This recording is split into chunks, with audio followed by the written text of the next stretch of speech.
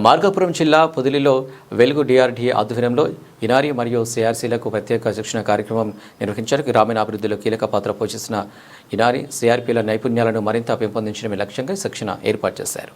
ఈ కార్యక్రమంలో పాల్గొన్న ఏపీఎం గోపాలకృష్ణ మాట్లాడుతూ ప్రభుత్వం సంక్షేమ పథకాలు గ్రామస్థాయిలో సమర్థవంతంగా అమలవ్వాలంటే ఇనారి సిఆర్పీల సేవలు అత్యంత అవసరమని పేర్కొన్నారు. మహిళల ఆర్థిక స్వావలంబన సాధనలో వారు కీలకంగా పనిచేయాలని సూచించారు. శిక్షణలో భాగంగా స్వయం సహాయక సంఘాల నిర్వహణ, రుణాల సద్వినియోగం, బ్యాంకింగ్ విధానాలు, డిజిటల్ లావాదేవీలు, ప్రభుత్వ సంక్షేమ పథకాల అమలు తదితర అంశాలపై ఇనారి సిఆర్పీలకు అవగాహన కల్పించారు. శిక్షణ ద్వారా తమ పనితీరును మరింత మెరుగుదల సాధించగలమని పాల్గొన్న ఈనారి సిఆర్పీలను తెలిపారు. ప్రజలకు మరింత సమర్థవంతమైన సేవలు అందించేందుకు ఈ కార్యక్రమంలో ఎంతో ఉపయోగపడుతుందని వారు అభిప్రాయపడ్డారు. ఆ కార్యక్రమంలో ఎంపికైన ఇనారి మహిళలు, సిఆర్పీలు తదితరులు పాల్గొన్నారు.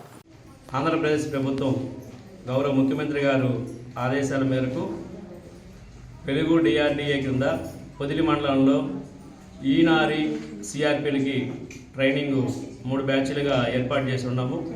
ఈరోజు 2వ రోజు ట్రైనింగ్లో భాగంగా ఈనారి సిఆర్పీలకి ట్రైనింగ్ ఏర్పాటు చేయడం జరిగింది.